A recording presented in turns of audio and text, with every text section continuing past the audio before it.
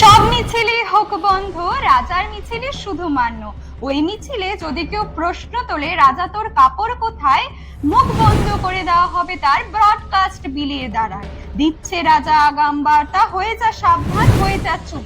চুপ করাতে উদ্বিগ্ন রাজা, রাজ্যবাসীর মুখ চলছে তামাশা, চলছে নাটক, অদৃশ্য রঙ্গমঞ্চে হচ্ছে কি প্রমাণ লোপাট, চলছে কি রাজার দাপট।